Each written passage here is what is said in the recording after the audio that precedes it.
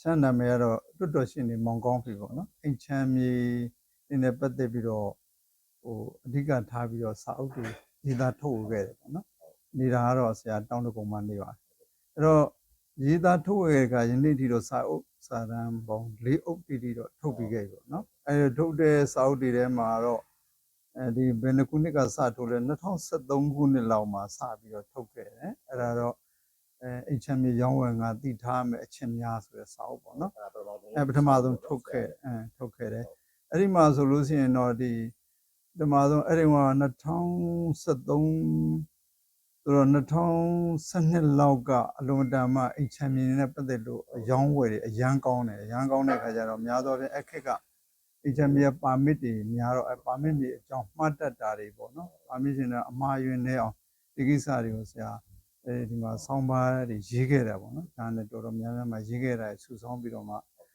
ပြန်ပြီးတော့ထုတ်ဝေတာပေါ့နော်2013ခုနဲ့ထုတ်တယ်အဲ့ဒါနဲ့ဒီပြည်သက်ကဒီစာအုပ်နဲ့ပတ်သက်လို့အများကြီးပေါ့နော်ရောင်းအားကောင်းတယ်လူကြိုက်များတဲ့ခါကျ2015ကျတော့တခါတိုက်ခန်းအိမ်ချမ်းမြေရောင်းဝယ်ငါဆိုပြီးတော့ထပ်ပြီးတော့ထုတ်တယ်အဲ့ကြတော့ဒီအိမ်ချမ်းမြေအပြင်ပေါ့နော်ဒီတိုက်ခန်းအနေနဲ့ပတ်သက်လို့အယောင်းဝယ်ကိစ္စတွေရောင်းမဝယ်မားတွေမဖြစ်အောင်ဆရာထပ်ပြီးတော့ထုတ်တယ်အဲ့ဒါလည်းအယောင်းကောင်းတယ်ပေါ့နော်အဲ့ဒါလူပြည်သက်ကလည်းတော်တော်လက်ခံတယ်ဒီရဆောင်းမှာဆရာဒီကအကြောင်းရပါလာတော့ဆိုတော့တိုက်ခန်း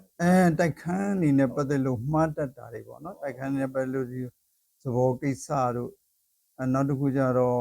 ဒီတိုက်ခန်းအနေနဲ့ပတ်သက်လို့ဆရံပေးတာတို့အပြီးစာရုပ်ချုပ်တဲ့အပေါ်မှာအဲ့လိုမျိုးတွေပေါ့နော်ဘာစာရွက်စာတမ်းတွေ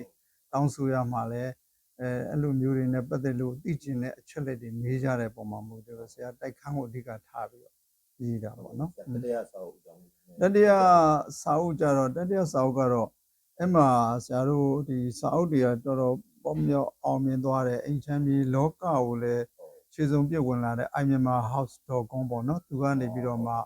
ဒီအိမ်ချမ်းမြေလောကရောက်လာတဲ့ခါကျတော့ဒီစာအုပ်တအုပ်ထုတ်ပြရစေလို့ဒီနေ့ပွဲတွေလည်းလုပ်ဖြစ်တယ်ပေါ့နော်အဲ့ဒီမှာသူမြေရှင်သတိဖြစ်ပြရစေဆိုတဲ့စာအုပ် imyanmarhouse.com ကနေစထုတ်ပေးတာပေါ့အဲ့ဒီမှာတော့အဲ့ချိန်ကျတော့ဘာတွေခစ်စားလာပြန်လဲဆိုတော့ကျိုး point အယောင်းဝယ်တိုက်ခန်းတွေကျိုး point တိုက်ခန်းတွေနဲ့မှအယောင်းမဝယ်မားတွေဖြစ်တတ်တာတွေဖြစ်နေစေတာဒါတွေဘယ်လိုဆောင်ရွက်ရမလဲဆိုတဲ့အချက်တွေကိုများသောအားဖြင့်ဒီ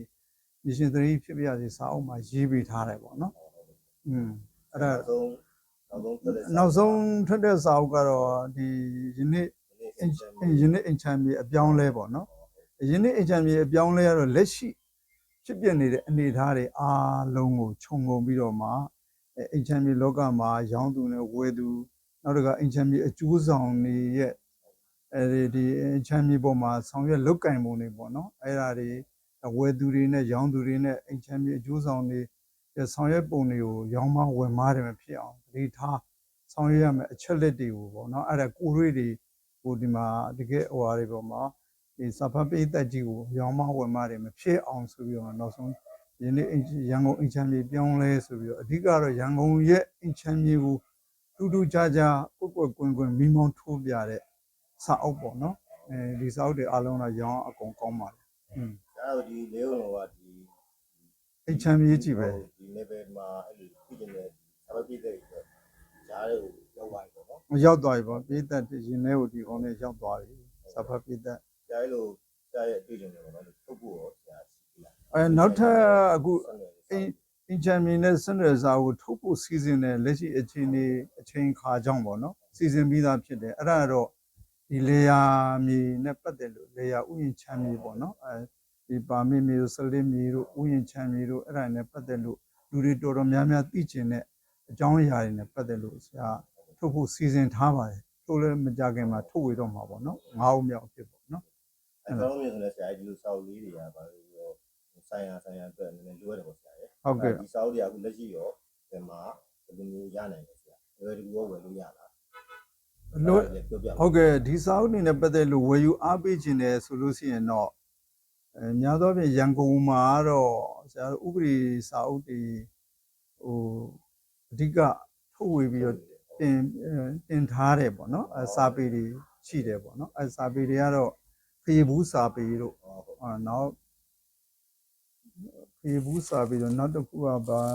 ဟိုဟာလည်းပေါ့နော်အရှူတိုင်းရင်တို့အရှူတိုင်းရင်တို့ယာပြည့်တို့နောက်မဆူဒအင်းဝတို့အဲ့လိုစာပြီးလောကတို့ပေါ့အဲ့ဒါတွေနောက်တစ်ခါဒီစီဒီမတ်တွေမှာလည်းပဲအဲ့လိုမျိုးတင်ပေးထားတာရှိတာပေါ့ ဒီအင်ချင်မင်းနဲ့ဆက်သက်လို့ဆရာရဲ့ဒီဆရာရဲ့စာအုပ်တွေပေါ့နော်အဲ့လိုဖတ်ရှုလေ့လာခြင်းအပြင်ရရှိမဲ့သူကျေးဇူးတွေဆရာနည်းနည်းလေးသင်ရပြပါဦးဒီစာအုပ်လေးတွေဖတ်ရှုလေ့လာနိုင်မယ်ဆိုလို့ရှိရင်တော့မိမိဝယ်တဲ့တိုက်ခန်းပဲဖြစ်ဖြစ်တော့မြေတို့အိမ်တို့ပဲဖြစ်ဖြစ်ပေါ့နော်အဲ့ဒီမြေအိမ်တိုက်ခန်းနေနဲ့ပတ်သက်လို့ကတန်ဖိုးကမနေဘူးလေနေသုံးသိန်းနော်ယာချီပြီးတော့ထောင်ချီရှိတယ်တောင်းစနန်းတွေရှိတယ်ဆရာရဲ့ဒီဟိုအိမ်ချမ်းမြေနဲ့ပတ်သက်လို့အိမ်ချမ်းမြေအကြောင်းလေးကိုပေါ့နော်ဆရာရဲ့ဒီစာအုပ်ကလေးတွေကတပုတ်တပါရပဲဖြစ်ဆောင်းပါးလေးတစ်ပုတ်ပဲဖြစ်ဖြစ်ကိုယ်နဲ့တိုက်ဆိုင်လို့ဖတ်မိသွားလို့ရှိရင်ကြီးမားတဲ့အမှားတွေဆုံးရှုံးမှုတွေမဖြစ်နိုင်ဘူးဒီကနေပြီးအကျိုးအမြတ်တွေအများကြီးဖြစ်ထွန်းလာနိုင်တယ်ပေါ့တကယ်လို့များဒီစာအုပ်တွေကိုမဖတ်မိပဲနဲ့ဆောင်ရွက်ခဲ့မယ်ဆိုလို့ရှိရင်တော့ဥမာပေါ့ဆယံပေးတာဆုံးတာတို့နောက်တစ်ခုကျတော့တဝက်တစ်ပြည့်နဲ့ဒီဆောင်ရွက်ရမယ့်ကိစ္စတွေကမဆောင်ရွက်နိုင်တော့ပဲနဲ့ရောင်းသူတွေဝယ်သူကြားမှာပေါ့နော်ပြဿနာတွေအကြီးကျယ်တဲ့ပြီးတော့မှတရားရုံးရောက်ရတဲ့ကိစ္စတွေတို့ဘာလို့အဲ့လိုမျိုးဖြစ်နေတာပေါ့ဆရာစာအုပ်ကလေးကိုဆောင်းပါးလေးတစ်ပုဒ်ပြကိုနဲ့တိုက်ဆိုင်တဲ့အကြောင်းအရာလေးတစ်ခုဖမ်းမိလိုက်တာနဲ့အမှားကြီးမှားမဲ့အမှားတွေကိုတခါတည်းနဲ့အဟံတာဖြစ်စေတယ်เนาะအကျိုးကျေးဇူးအများကြီးရနိုင်ပါတယ်လို့ဒါကြောင့်ဖတ်တင်တယ်လို့ဆရာဟုတ်ကဲ့เนาะဟုတ်ကဲ့လာသက်သာတဲ့ဆရာရဲ့ဒီဆရာအဲ့လိုပေါ့လက်ရှိဝန်ဆောင်မှုပေးနေတဲ့ဒီအင်ချင်ကြီးကဏ္ဍဒီအဲ့ဒါလေးရဲ့သိနေတဲ့လူတွေဆရာပြောပြပါဦးဆရာဟိုမှာဆရာကိုဆက်သွယ်ရမယ်လို့ Facebook page ကို account ကြီးဆရာရှိတော့နော်ဒီမေးကြတဲ့ဒီသိတဲ့လူတွေဆရာလည်းပြောပြပါဦးအဲ့ပေါ့အချိန်မရလို့အချိန်ခါရကိုက Facebook ပဲကြည့်ပြတယ်ပေါ့နော်အဲ့လိုမျိုးစဖတ်ချိန်မရလို့ဟိုရင်းဖြစ်တဲ့ပုံကိုယ်တွေအတွက်ကြတော့ဒီဆရာရဲ့လွတ်တော်ရှိနေမောင်ကောင်းပြီဆိုတဲ့ Facebook မှာလေFacebook မှာဆရာတင်အမှားလေဆရာရဲ့ဆောင်းပါးတွေကိုတင်ပြထားတယ်အဲ့မှာလိပ်စာနဲ့တော့ဖုန်းနံပါတ်တွေလည်းပါတယ်ပေါ့အဲ့ဒါ page လည်းထောင်ထားတယ်ပေါ့နော်အိမ်ချမ်းမြေစာဥစာတန်းရှိနေမောင်ကောင်းပြီဆိုပြီးတော့အဲ့ page မှာလည်းဝင်ကြည့်လို့ရတယ်အဲ့ဒီကတော့အချို့အကြောင်းအရာတွေဆိုရင်တော့ဒီထဲကနေပြီးတော့အနှစ်တွေထုတ်ထားပြီးတော့မှ